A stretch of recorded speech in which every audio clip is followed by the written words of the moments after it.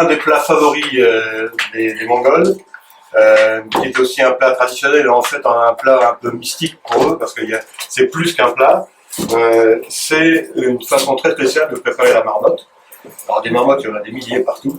Un des premiers dangers quand on galope à cheval en Mongolie, c'est que le cheval mette son pied dans un trou de marmotte. Et donc il faut des belles marmottes, d'accord, je sais pas comment on dit ça, on dépoile, enfin on demande un peu la fourrure, hein. Et ensuite la recette consiste à naturellement la vider et à faire chauffer des pierres rondes qui ont une certaine signification. Il faut qu'elles soient comme des galets un peu ventrus, pas tout à fait rondes, pas tout à fait plates. Donc on la fait chauffer sur un feu qui est à côté, et à un certain moment, quand elles sont très chaudes, on fourre en fait la marmotte avec ces pierres chaudes, et on recoue la marmotte, et le tout ensuite est mis. Si le démarre pas, ça va être encore plus court pour rentrer là-dessus. Faut trouver une autre recette. Et donc, je vous dirai avec quoi c'est accompagné. Et donc, une fois que la marmotte est ainsi préparée, on la met en fait à cuire près d'un feu, pas vraiment sur un feu, mais près d'un feu, de façon à ce que la cuisson se fasse à la fois de l'intérieur et de l'extérieur. Avec un problème un peu particulier, c'est de bien surveiller la cuisson pour que les vapeurs de cuisson qui se dégagent de l'intérieur ne fassent pas exploser la couture si on est mauvais couturier, mauvais couturier, auquel cas on peut dire au revoir au ragoût et on n'a plus rien, on a plus une bombe atomique qu'une marmotte. Ensuite, la façon de manger est assez particulière. Donc, on réouvre la marmotte et on distribue les pierres chaudes qui sont complètement imbibées de graisse, et c'est un signe à la fois de respect et un souhait de bonne santé et un souhait de prospérité. Et on commence par les personnes les plus âgées et on les distribue une à une aux personnes en descendant dans l'âge. Et l'acceptation de ce geste est de tenir les pierres dans la main et de les passer d'une main à l'autre pour pas que ça brûle, mais de les garder dans la main jusqu'à ce qu'on puisse les garder sans que ça brûle. Donc voilà la recette du bodog. Alors, est-ce que c'est bon? Oui, c'est bon.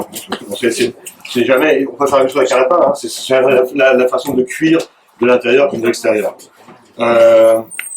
Naturellement, on accompagne ça en général pour les hommes avec du lait de jument fermenté ou du lait de chamelle distillé, de préférence tiède. Et on déguste ensuite après un thé qui chez les Mongols est un thé brûlant, noir, toujours avec une bonne noix de beurre rance, de préférence du beurre rance de yak. Et pour les fins gourmets, saupoudré avec une pincée de farine pour donner la touche finale au repas. Bon, voilà, en 2 secondes ce que je pouvais vous dire, enfin en 3 minutes exactement ce que je pouvais vous dire sur la Mongolie. Mon bouquin donc, est un polar mongol. On a voyagé en Mongolie, pas très longtemps, mais suffisamment pour s'imbiber de la culture, et tout ce qui est dans mon bouquin, on l'a vécu, et je l'ai revérifié par la suite. C'est un pays que je vous engage à découvrir, c'est un pays qui est plein de contrastes, qui est très souvent à la fois exactement ce qu'on imagine, et en même temps exactement le contraire. C'est-à-dire que la Mongolie, c'est un pays de steppe magnifique, où des troupeaux en liberté paissent, c'est vrai, mais ce n'est que 20% de la Mongolie. Et c'est un écosystème extrêmement fragile, la steppe. À côté, il y a des déserts de pierre, il y a des déserts de sable, avec des dunes magnifiques de 300 mètres de haut. Il y a des régions de forêt, il y a des régions de lacs.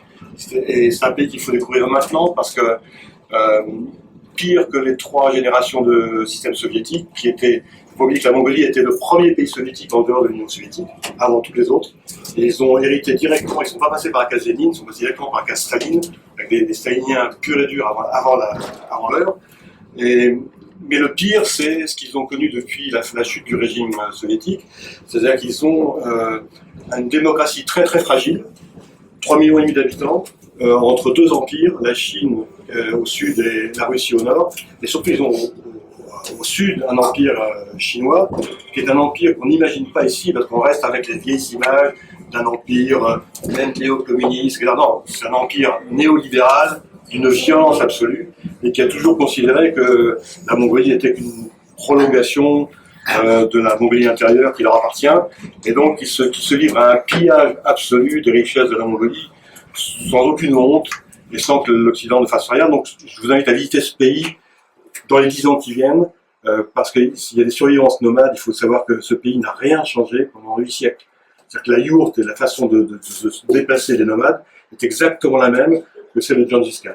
Gengis Khan, qui au passage a été quand même aussi, c'est leur seule référence historique, mais c'était le plus grand tyran de l'histoire, puisqu'il faut pas oublier qu'il a conquis 2 tiers des terres habitées de l'époque, et qu'il a exterminé 10% de la population du globe, c'est-à-dire comme si aujourd'hui un siècle de guerre faisait 700 millions de morts.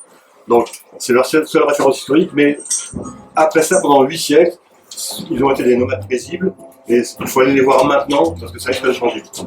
Ok. Voilà. Merci. Au pavillon des arts. D'accord.